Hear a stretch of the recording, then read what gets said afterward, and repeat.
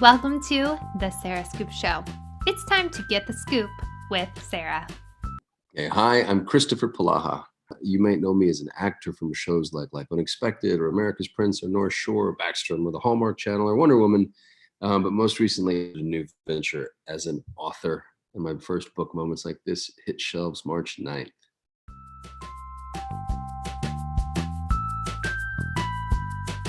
Well, it's a multicultural romance set on the island of Oahu about a young woman named Andie who is exhausted and sort of the expectations of her life haven't been met. And so she wants to have a restart. So she goes to take care of her friend's coffee shop, this girl Appy's coffee shop. And there she meets a stranger, a guy named Warren. And they decide to go just to go on these moments. It's the Grand Moments tour. And they go every Friday to a different little place, and they don't worry about their past and they don't worry about their future, and they just kind of live in the moment. And what we watch is a relationship bloom and an exploration of the island and all that it offers, and it's a little getaway. It's a nice escape.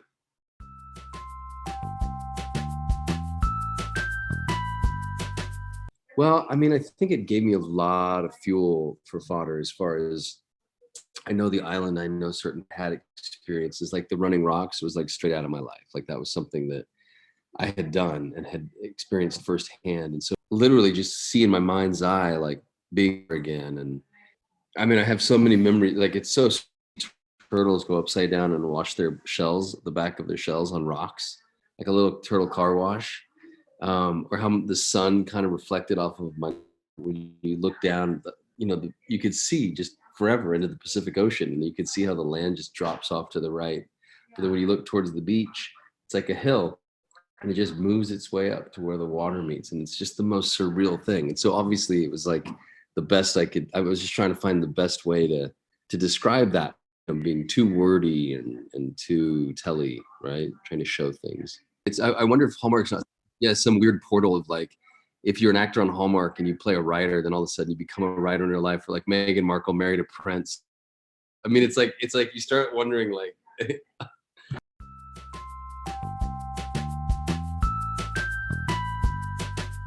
well, I did a TV show there called North Shore for Fox. And so we shot the pilot in February. We found out a month later that it was picked up for a full season. And so we lived, my wife and I had just gotten married, and she was pregnant with our firstborn. And February all the way until December when we found out the show was canceled.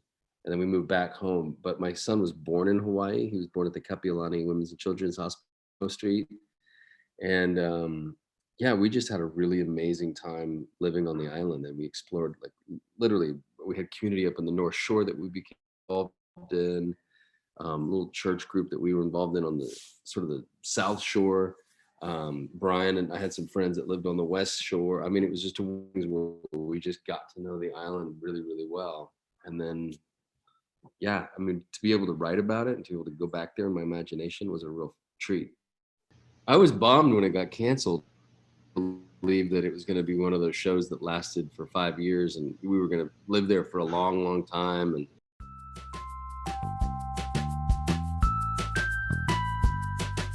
my brother-in-law is a writer, and so there is this sort of world in which I've been listening to how the world works for the past 20 years of my life.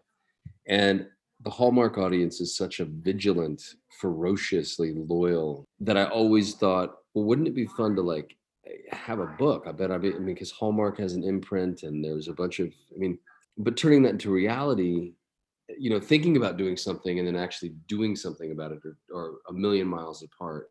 And I had about 6 months before, and this was before the pandemic began, I had taken a picture of a bunch of romance novels that were in the grocery store. No idea. I was thinking of maybe like reaching out to those writers and offering to collaborate, but that's like me just cold calling someone being like, hey, would you like to collaborate? I don't think that it would have panned out. So when Anna called me, or when we got in touch through my neighbor, her friend, we were talking about the 6 books that she'd already written being into films, ultimately produced into movies. and we were talking about what that looks like regarding the scripts, the IP, and what networks. And I was just honest with her, and I said we could take these in, but I was kind of walking her down like what Hallmark looks for, what Netflix looks for, and the reality of taking a book, turning it into a screenplay, and to have screenplay be made into a movie. Like it's a huge stretch. But one of the things is when you attach people and when you have all of the infrastructure in place. So when I'm an actor and I go in, I pitch, either an amazing idea, I have to have a writer, usually a script already written, and other actors or a director brought into the project so that the whole thing can happen. If I'm an actor and I own the IP, and there's an audience that's built in that loves the IP, and they can go and look at book sales and they can say, I mean, we've been a number seller for a month. I mean, it's kind of amazing. Like we've been on #1 lists for a month now, which translates to a lot of people reading the book, which we were just completely blown away by.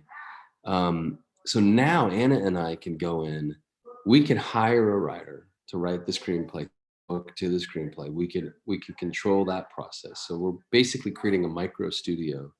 So we have the IP, we have the audience built into the IP, and we will find the writer to adapt the book in the best way that we think is, the coolest way that we think to be able to do that into a really fun screenplay. Then we can take that entire package to a production, to a studio like Warner Brothers or Universal or Paramount.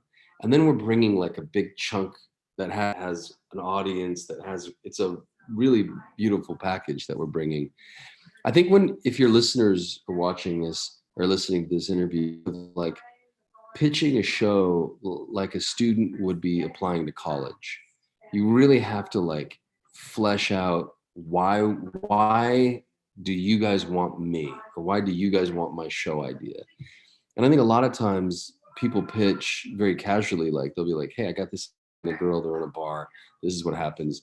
And sometimes because of relationships or because of past successes, a studio will go, great, let's see what that looks like. And they go and they make. But if you're a guy like me and you've never been tried and tested in that way, you've really got to like bring it all. And so that was the attempt. I mean, that's kind of where it started, was like, how do we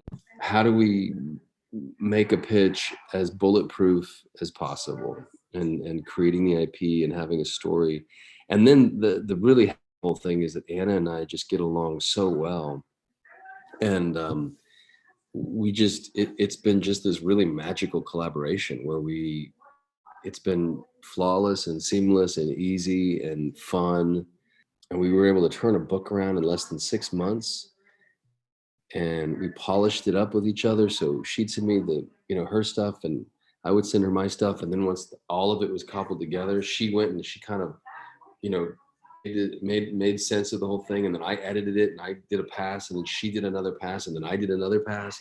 So that by the time we give it to an editor, they were like, we don't have any notes really, other than a few syntactical things and grammar here, a little spelling there.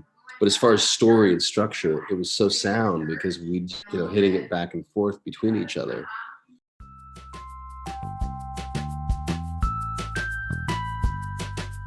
You know what? I don't have any studio in mind at this point. Obviously, I have a wonderful relationship with Hallmark, and I think that audience, but I also think that that this movie could deserve a treatment where we just put more money into it. And so then it would be something like Paramount or Universal or Warner Brothers. Yeah, the possibilities are endless. I mean, Apple Plus makes amazing stuff. Netflix makes amazing stuff. So anything, like anyone who could jump on it, a lot of fun.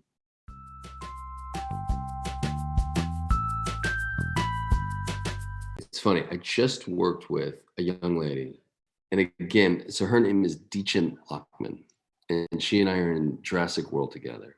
And she's just cool, and she's like this, she's super attractive, and she's just like this funky, cool actor who I think would play that role really, really well. But again, you have to think about it in terms of availability, and you have to think about it in terms of is she going to respond to the script? But what I love about it is that we have this fully fledged, this fully sort of puffed out universe. So whoever we cast in movie 1, we have to know that we can use them for movie 2 and for movie 3. And so we have we have to create a universe that's really going to make a big. I mean, it's a big deal. It's going to be a big budget movie, and it's actually going to take some serious architectural sort of like structure to make it a sound endeavor, because like whoever we cast in that first movie, we're going to want to see them again, and so we're going to have enough money to, like, load up for a couple films, and it's like a real thing. Like we're trying to make a real thing here. So yeah, and there's a lot of people that want to weigh in because we're thinking of your average Hallmark movie costs about, I mean, let's just anywhere once tax rebates and stuff are all included in and stuff, but like it's like between $2 and $4 million for a movie, right? And then you look at a movie like Wonder Woman, which was, let's just say it was $250 million.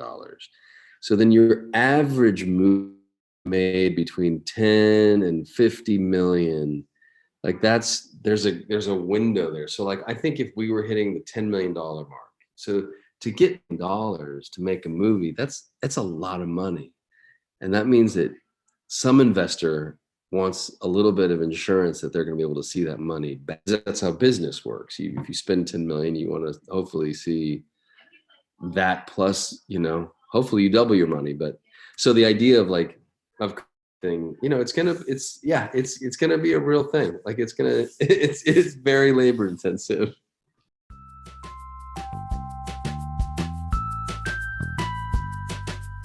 Yeah, actually, I have an illustrator named Katie Lindy Morris who is almost finished illustrating a book that I wrote. I was inspired within the first couple of weeks of the pandemic. I just was sitting up one night and it was like a fever dream, and I saw the whole book, and it's called How Are You Loved? And it's a children's book about how to be loved, like how to love and love correctly in a really healthy, right kind of way. So we're almost done with the illustrations. I mean, it's really fun. Like it's pretty awesome. I think I can show you one little image. The quality will be through all the pixelation and stuff, but that's it. How Are You Loved? It's a little lion. Anyway, it's a really sweet story. So we're hoping to hit market by December. I don't meet that goal or not, but so there's a few little things like that are in the works.